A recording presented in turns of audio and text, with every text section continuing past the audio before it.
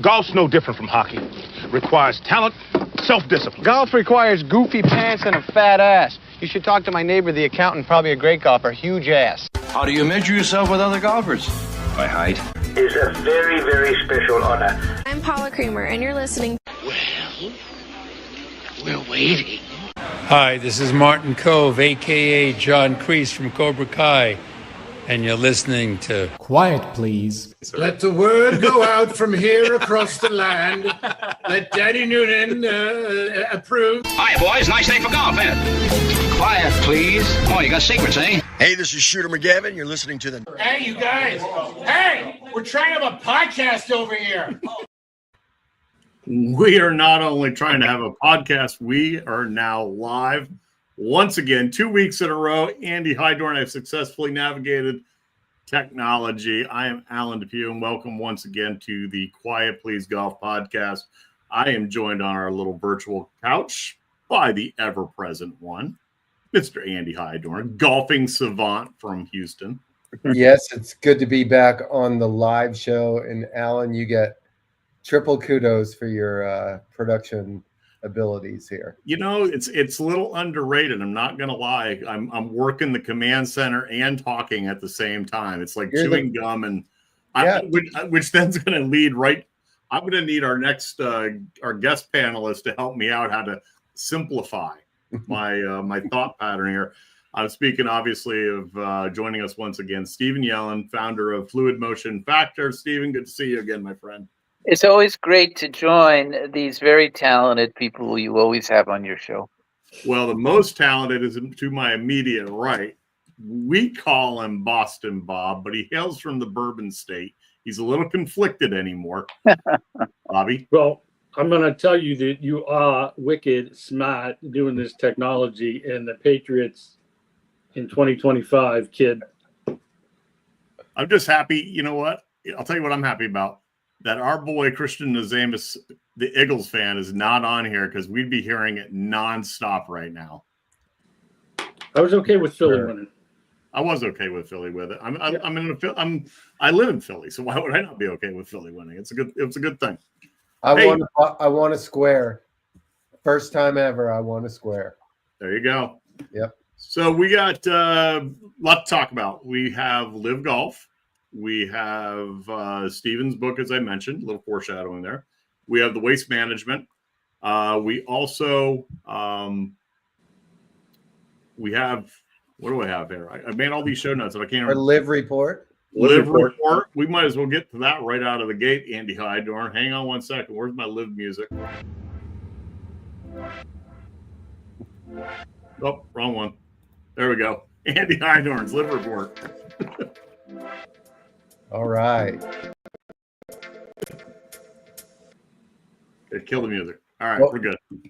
So LIV got off to an illustrious start last week with their first event of the year. First event being televised on Fox Sports Network.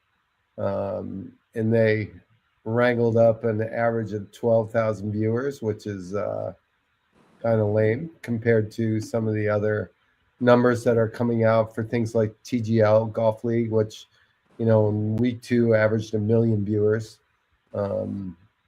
They've been down a little bit since that, but LIV is just struggling to get viewership, and it's almost like that whole thing about if a tree falls in the woods and nobody hears it, did it happen? And you know, I went on Monday morning and wanted to look at the scores just to see what happened, knowing that, you know, we'd be here talking about it. And yeah, it seems to be getting less and less, you know, kind of relevant isn't the right word because that's not changing, but just less and less of a presence out there in the golf sphere.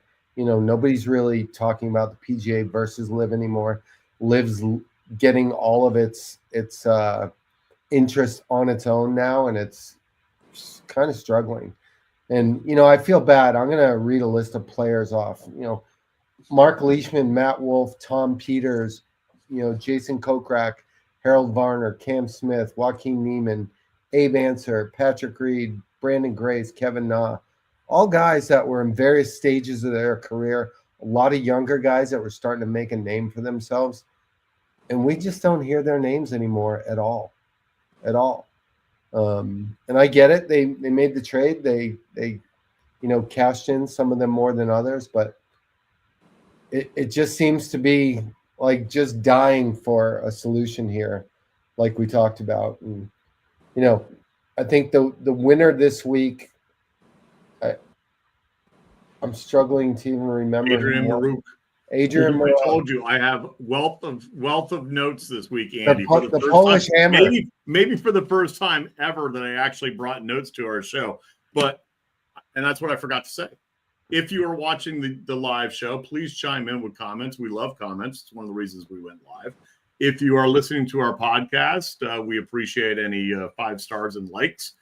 Mr. Baldessari, Adrian Maruk under the lights in Saudi Arabia, -17. Not a bad score. Did not see it. Not because there was no lights. But you weren't one of 12,000? Unfortunately, no. I think I had something else going on at that moment. But hey, I'm Reimagine Golf. I love the idea of night golf, glow golf, do some things at night, do some interesting things. But no, I did not see that. But another thing to Andy's point, Dennis Johnson, after 18 years with TaylorMade, that was a solid player golf company relationship. That's out the door. There's more and more of these, and that was a great list, Andy, as far as those players that I forgot about them. I forgot about some of them. The way you said, so and so, it's like, oh yeah, that's right. So how their careers could have been redefined. Then you think of the players that are on the tour now that probably wouldn't be there if all those players were on the tour. Well, I'm gonna bring Steven in on this one because I need the analysis of this. Big move this week was, or the season, I should say. I'm going to butcher his name, but Tom McKibben. Well, you got his name right. You got Adrian Maronk's name wrong. Well, but you got McKibben's name right. Well, okay. He joined Legion 13, and it was the only team he wanted to be on. And then, by the way, this young man finished top 10 in the European Tour last year, earned his PGA Tour card, passed that all up. And I quote, one of the things he likes about it, Stephen, is I really like the music. I think it was super cool, and the halftime show on the 4th tee. Any thoughts? There have been tennis players that have won Wimbledon singing a song to themselves. There was a lady tennis player, I can't remember. It may have been Serena, but people don't need as much focus and concentration and determination as they think they need. In fact, the better ones, they live more in an ocean of silence than an ocean of determination. So what it does, listening to this music and halftime show, that sounds quite interesting, is that it shuts down the killer in a swing. And what's the killer in a swing? The prefrontal cortex, the intellect. Because you already know what you have to do. And what you're really trying to do is get out of the way. And what puts you right in the way is when you start thinking. So if you can start chilling, golfers can start chilling more. And, I don't suggest listening to music, when you're about to tee off or whatever. But that explains the dynamics of why this young man likes the presentation. Likes the live atmosphere. Yeah. So, yeah, exactly. Andy, they also dropped on I think it was Thursday night, no shorts on LIV Golf Tour this year. Yeah, I heard that too. It was funny. I heard a segment on PGA Tour radio. They were talking about yesterday how LIV is going to be a thing going forward, but it's not going to be with shorts. It's not going to be with music. It's not going to be with shotgun starts. It's not going to be with 54 holes. It's going to it's the PGA Tour. It's going to find its way into professional golf, but all those things that they thought were such key components of this new LIV Golf League, those things, are insignificant and really don't matter much. Bobby, you're all about reimagining. Did Adrian have the victory this week because he is Team Cleeks and they rebranded their logo? Well, maybe it got him in a good spot mentally. I don't know. I will admit, though, I mean, I played some night golf, and, you know, it's interesting, Stephen. Many times as a kid growing up, we're playing out there, it's dust. You can barely see the ball. And there is something sort of semi-magical about just swinging and making contact. And you hit I've hit so many good shots in the gloam when the sun is going down and you're sort of relaxed. I mean, maybe Adrian felt good in that dusky, that environment. I've done some putting things and some driving range things at night with the lights. You know, it's different. It's got like a mystical quality to it. Well, that's interesting. I'm just thinking out loud. Why does that occur? Because first of all, it's a little bit more difficult to make contact with the ball at night than it is during the day, even though it's glowing. So in order to have more acute mind-body coordination, the mind has to relax more. It has to relax more because it can't really see the ball as well as it can during the daylight. So everything has to be a little softer, a little quieter, to have more mind-body coordination at night than it is during the day. Yeah, you use that word soft a lot. In a lot of our discussions we've had in the past, Stephen, you know, you use the word both in terms of doing things and even thinking about things in a softer manner. And that's one of those things that always struck me as I wish I had a better grasp of that as to what you are trying to get me to do, because I think there's something there. My two favorite words for any golfer is softer, quieter. And the reason why I use those two words is you can think that there is a river of intelligence flowing between the mind and the body. The body doesn't have the intelligence to swing a club. Where does the intelligence come from? Well, it has to come from the brain physiology.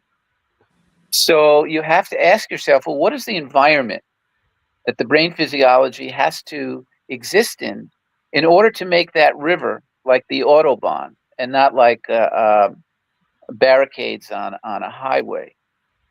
It has to be quiet. It has to be soft, because that's how the brain physiology was designed. It was designed to create fluid motion when it experiences, well, this actually is my favorite word, okay? Wholeness. Wholeness is the togetherness of all the parts. Now, if you're over that ball and right before you pull that trigger, something is pulsating over something else in your mind. Don't hit it left. Don't hit it right. Don't hit it long. Get the club in this position. Flight it like this. Then what happens is the mind cannot be quiet. You're actually stirring the mind. You do not have a threshold level of wholeness. And I give the analogy, when someone goes to the range before they play a round of golf and they hit the first 5 or 6 balls, how does that always feel, Andy? How does it always feel? It feels quiet. It feels very soft. I scrape it, Andy. And the reason why is you have set up naturally, because number one, you feel like, well, I'm not warmed up. I'm probably not going to hit the ball that well anyway. I've got to get my body, get my muscles moving. And two, there's no ramifications here anyway. There's really no ramifications to how you hit it on the range. But everything is quiet. Am I right or wrong? It's soft. It's delicate. It's almost artistic. And then what happens, you get to the first tee and you get over focused because, and this is one of the biggest mistakes that any golfer can make on any level, is they equate focus with execution. This is the kiss of death. They equate focus with execution.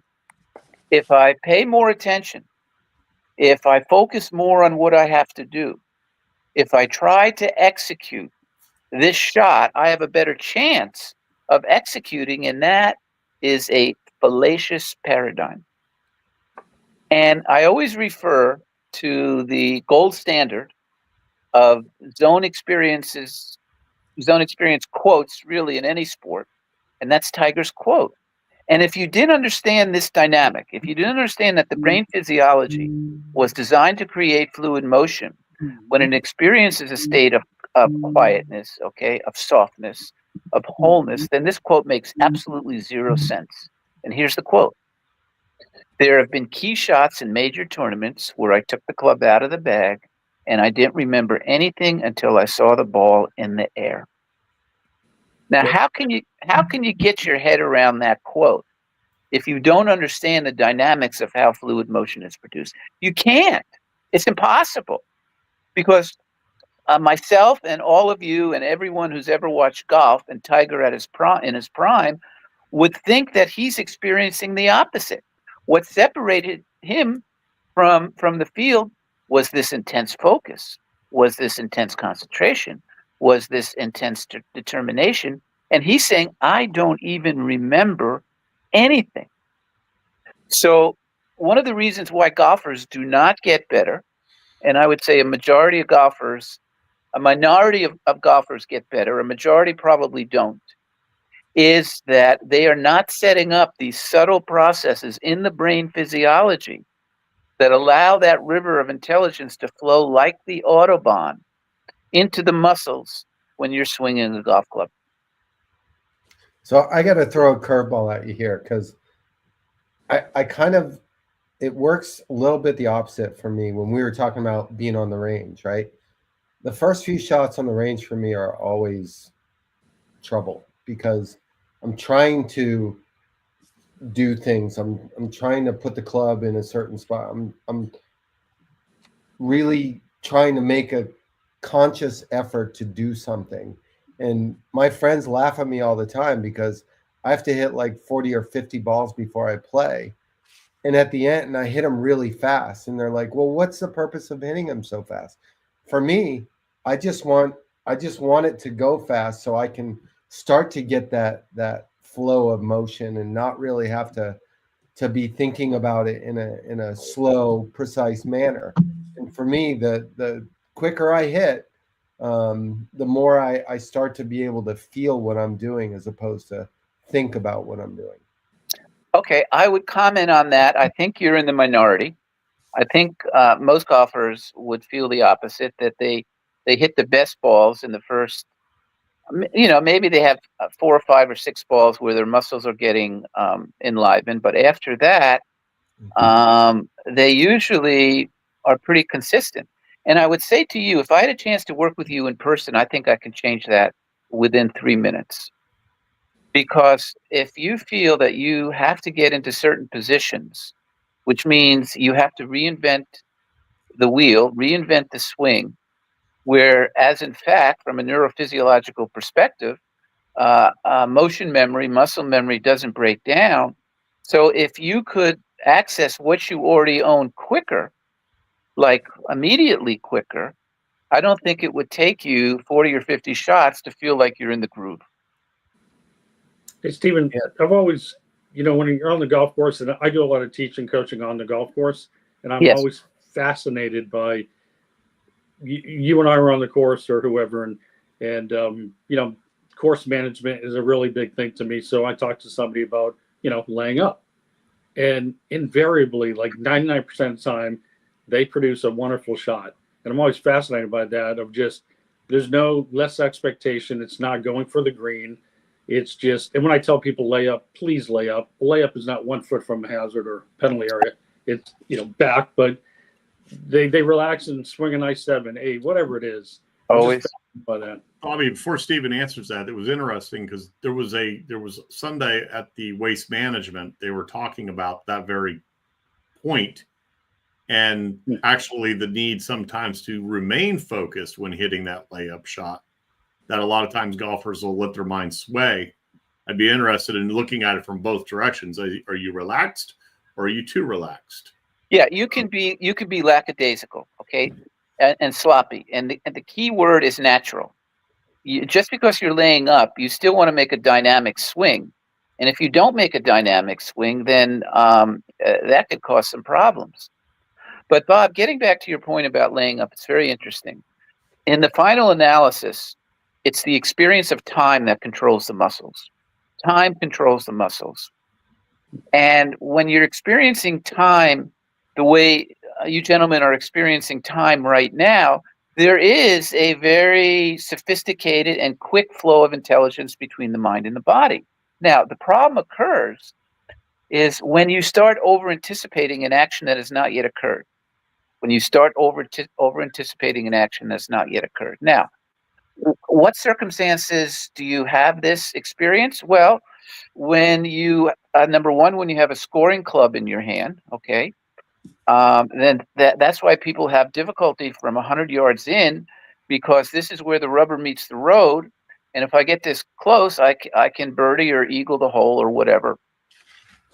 But, you know, when you have a 4-iron and you have to hit it, you know, 200 yards or 220 yards, and it's a difficult shot, what happens is that, and this is happening in microseconds, you're over-anticipating a lot of times right before you pull the trigger, for sure in the transition, a lot of times on the way down, because this is a difficult shot. Now, when you have a layup, really, there's so much less of a chance of you with a 7-iron hitting open to a wide open fairway. You're not over-anticipating the result. You're not over-anticipating. And because you're not over-anticipating, you are experiencing time normally. You know, you think of the 17th hole at TPC, okay, Sawgrass, you know, if there was no water there, how many times would they miss the hole the way they missed the hole? It's not a difficult shot. Right. But what happens is the water comes into play, so they start over-anticipating what disaster may happen here, especially if there's a swirling wind. But you take the water away, there's very few balls that would end up in the same place they end up that in competition. So, Stephen, it's the equivalent of freewheeling it on the range. When you're hitting that layup shot, your mind is free of, and you're just, if you're not being target focused, because as Andy knows, I have very few targets in my repertoire. I'll tell you an interesting story. I'll tell you guys an interesting story and your audience. So I worked with Lee Jansen about 10, 12 years ago. And he hadn't gotten his playing card. Then it was top 125 for about 5 years. So after we worked together, he ended up that year number 125. So he got his card back. That's one thing. So a little pat on the back to Stephen. But we're playing at Iowa, okay? There's no one around. Place is empty. And in the middle of the fairway, before he hits a shot, he turns to me and he says, "Stephen, you know what I really want to do?" I said, this is out of the blue. I said, "No, Lee, what?" "I want to be able to swing with abandonment like Tiger." Now, this is a guy who won 2 U.S. Opens, a Players' Championship, 8 times on the PGA Tour. He's still holding on to his club, you know, and guiding it sometimes. And what made Tiger great, it's not so much his swing, though he had a great swing, and he probably would have won. Who did I just hear say this? Oh, Gary Player. Okay, on a YouTube video, he probably would have won 25 majors had he not changed his swing and just stuck with what Butch worked with him. But you know, his DNA just, he couldn't stand still. He had to keep working to get up, you know, and advancing. But they all knew what made Tiger great was his freedom under pressure. Yeah, I would say this though, that to everybody else, the other golfer looks like they're swinging freely, and they look like, you know, they're at peace and flowing and all the things that you want them to be. From the outside looking in, it looks that way. But, you know, Tiger was just a great player, and I'm sure he had a better mind than everybody else too. But I guarantee you that there was a lot of things going on there that is not visible to the Lee Jansons of the world, who are looking at Tiger pull some of these things off and think that, you know, he's got this incredible feeling of abandonment out there that he just doesn't care. No, let's not confuse doesn't care and freedom. Okay, of course you care. Okay. Of course he cares. Wrong word, but you know what I mean. But he wasn't a prisoner of that. Well, Yeah. remember, Andy, he said I took the club out of the bag. I didn't remember anything until I saw the ball in the air.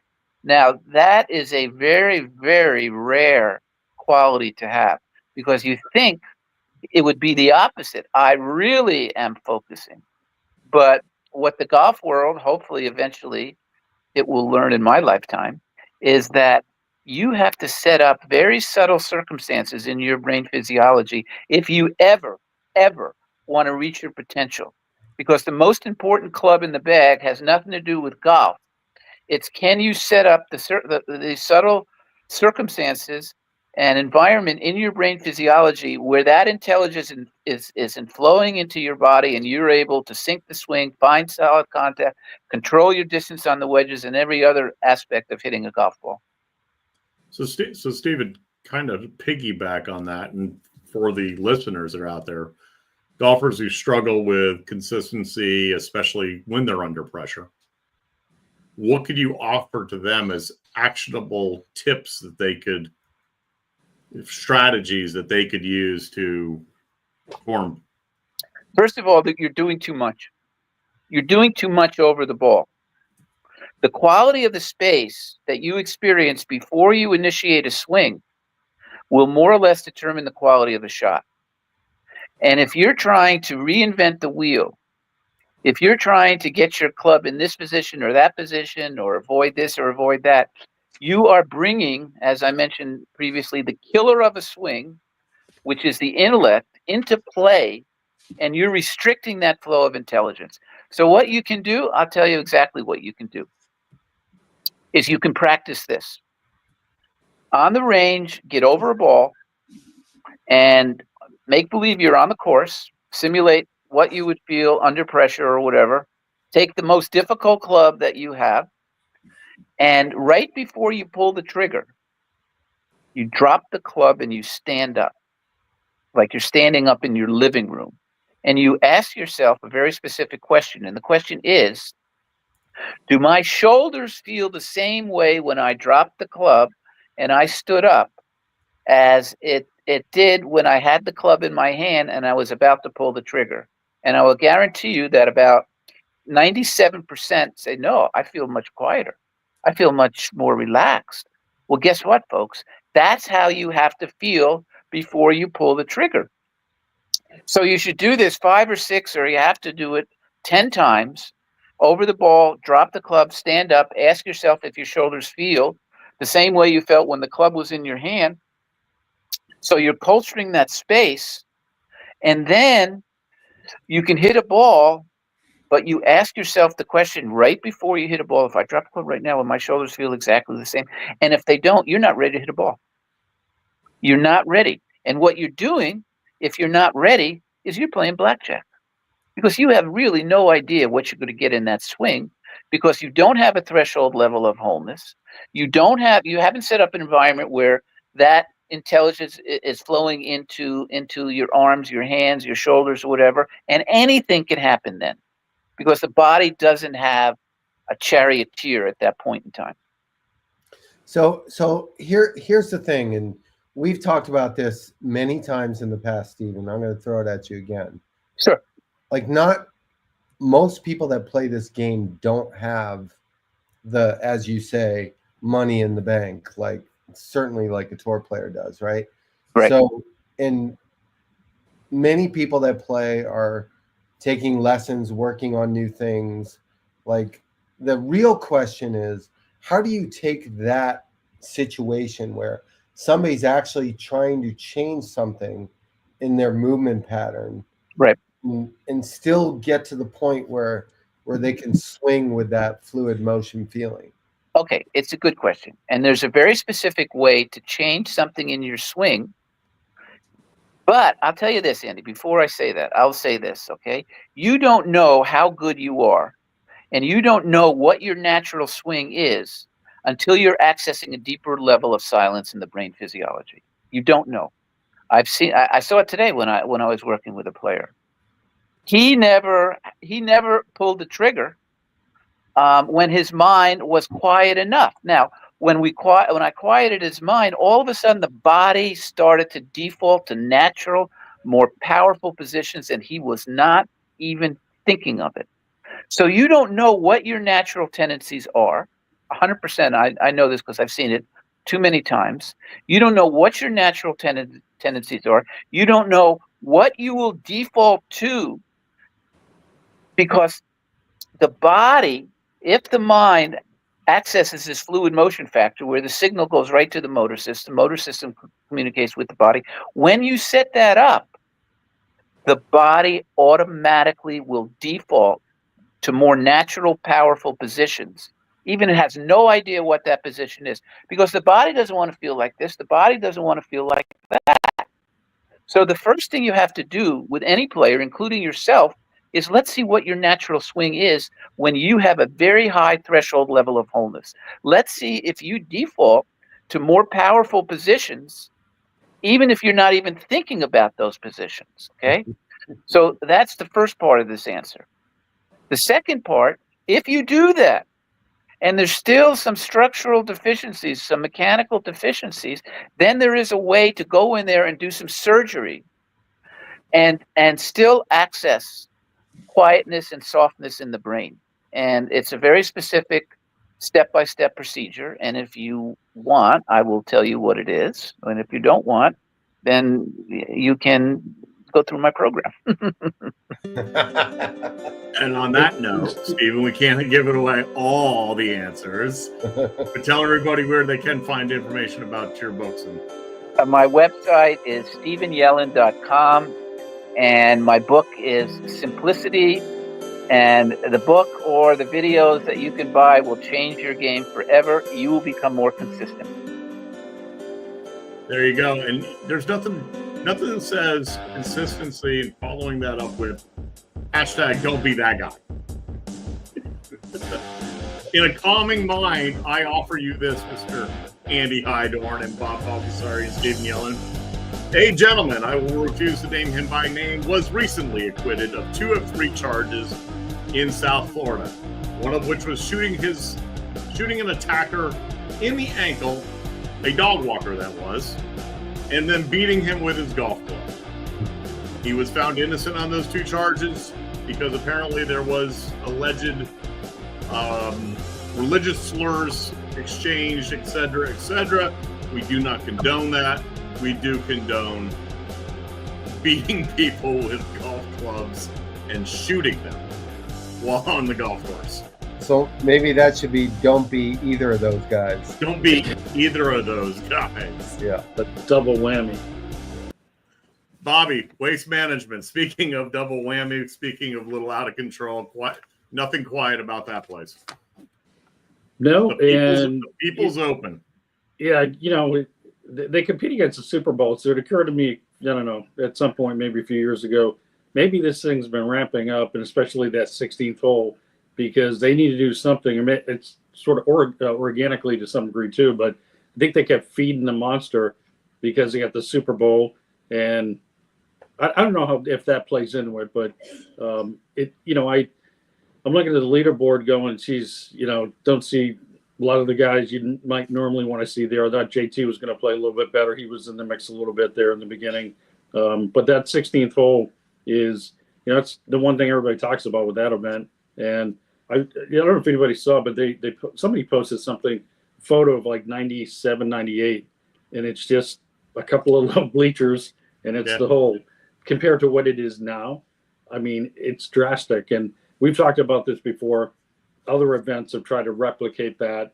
The steady diet, not so good, but that one singular event, if it gets people thinking about it, it's the one time all year. It's like, in my mind, all right, it gets a little wacky, but does it get more eyeballs? To me, it's always eyeballs. Are you going to try the sport? go see a PGA, LPGA professional, read Stephen's book, get in the game. Andy? So, yeah, again, events and venues, right? And I've played that golf course before. It's nothing to write home about, but they do have like the coolest last 4 holes. So 15 is a reachable par 5 with water. 16 is the stadium hole. 17 is a drivable par 4 with water. And 18's, you got junk to deal with too. It's just a great finishing 4 holes. But I think the one thing that stood out to me the most, and Stephen, you can comment on this too. I just think it's absolutely amazing that a guy who hasn't won before, who's an outstanding player by all regards, goes out there and just birdies the last 4 holes, like just absolutely feeling it and making it happen for himself. And I think that happens quite a bit out there where, I think back 20 years ago, guys choked more than they choke now. And it's really interesting. What's that? On 16, he threw an Andy Hydorn type dart. I mean, with all that noise and everything around him, he almost knocked it in. I just think it's amazing that, he can go out there with all that on the line and perform like that. Do you want me to comment on that? Sure. You're the expert. So I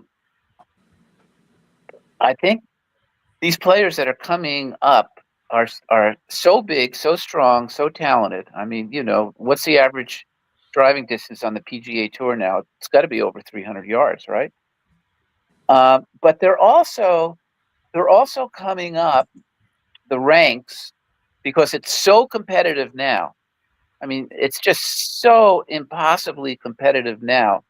So many good golfers that will never see a PGA start, that have the talent to see a PGA start, is that the guys that are coming up now and breaking through, they have access to deeper levels of silence.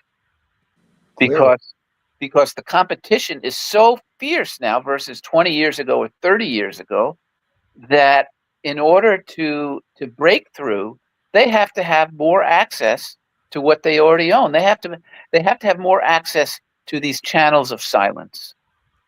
And it's just amazing how they're performing on that level. But I did want to mention one thing that I saw at the Waste Management Open.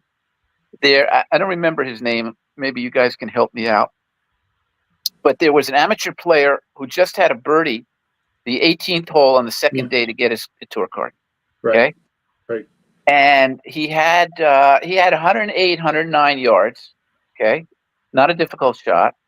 And he left it 18 feet and he missed the putt. But what's interesting, he took 9 practice swings. I counted them. 9 practice swings. When Rory was on the 16th hole, actually I think he took 10.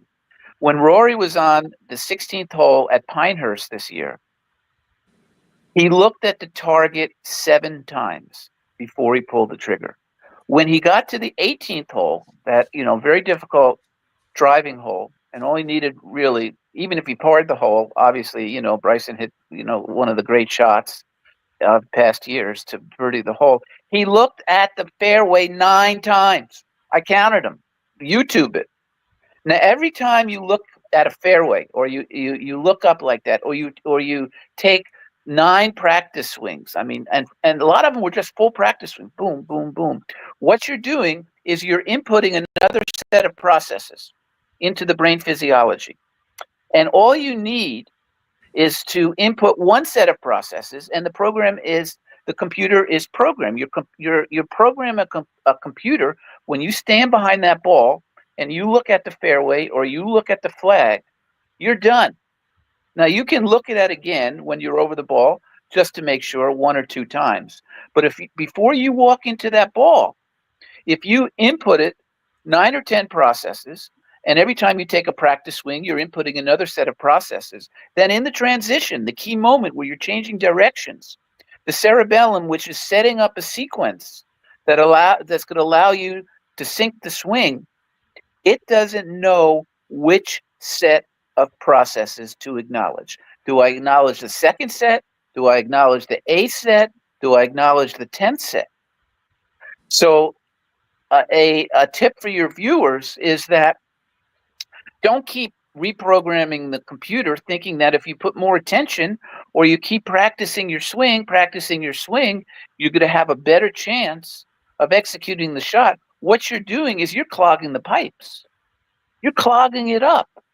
And you're not going to be able to experience these subtle processes that are going to allow you to sync the swing and have good tempo and find the center of the club face. Yeah, I personally can't relate to that at all. Like I saw a video today of Brian Harman, I think at the Open that he won. Yeah. Waggled 14 times. Yep. Before he took the club back. And nice switch there, Alan. Yeah, there we go.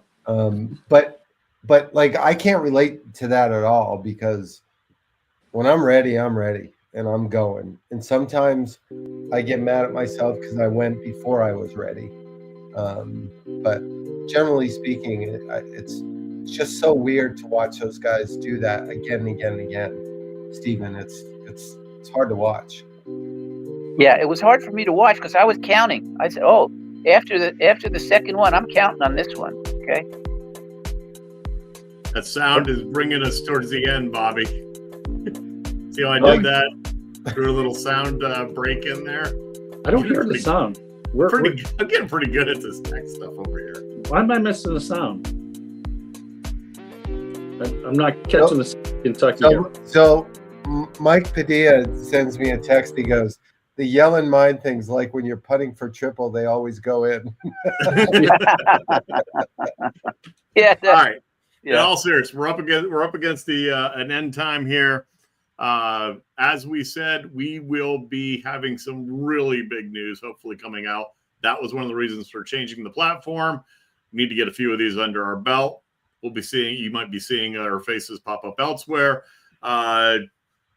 18th green, final thoughts, Mr. Hydorn.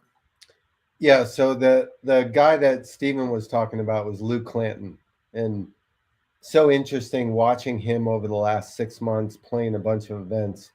He was the carefree kid, amateur player from Florida State who just kept making cuts and having high finishes. And all of a sudden, I saw him on TV this weekend, or on Friday actually, and he looked like really like intense and looked bothered and just didn't look like the same kid. And you know, I learned later that making that cut would have earned his card, like Steven said. So, you know, he was definitely, you know, grinding the gears a little bit, and too bad it didn't work out for him because he's a really good player.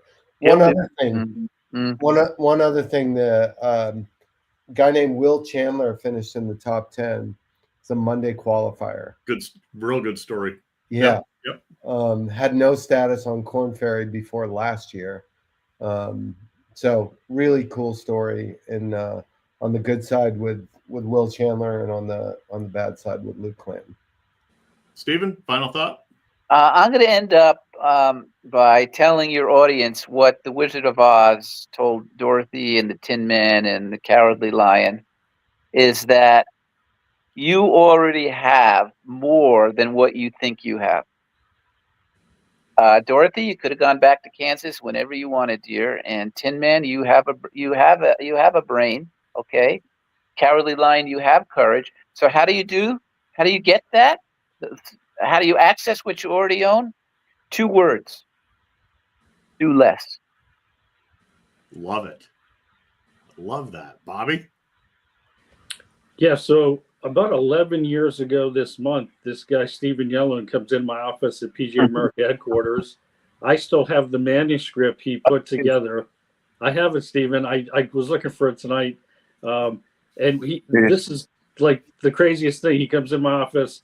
And so I've been a big fan of Stephen Yellin for over a decade now. I was excited to get to do a few things with him in Florida.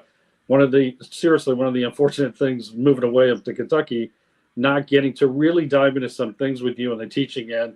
And I will tell you, if you remember the day out at that Club Med resort I was at, you came in the shop and said, Bob, there's a young lady, brand new, just putting her hands on the club for the first time. I want to go try and talk to her. And you came in as so excited and said, I can help beginners, which I think is massive for people that are, they're apprehensive to start the game. They're intimidated walking into a golf facility. A lot of ladies feel that way. And so I was freaking excited to work with you on beginner golfers in that capacity. So it's been a good ride with you, my friend. I appreciate your friendship and your support over the years, Bob. And I'm going to conclude with 2 quick points here. One is, and this was a whole nother show, was with Steven, tour favorite Max Homa. And I quote, golf doesn't like me at the moment. That's his mindset as he missed the cut by 5 shots. But then on the other side, how about giving a little shout out to the LPGA pace of play, 3 hours, 42 minutes in the Founders Cup this weekend. Shot clock. Awesome. That was awesome. Love it. Until next week, boys.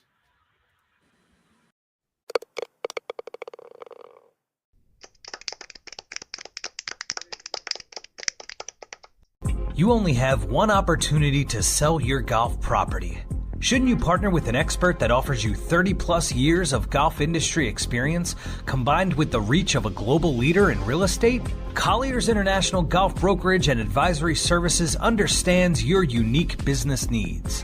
Whether it is brokerage, management, and consulting, be reassured that the market leader in the business of golf is providing you the real answers and practical solutions you deserve. Contact Golf Talk Live co-host and Colliers Golf Advisory Services member Alan Depew today at 717-554-8519. That's 717-554-8519.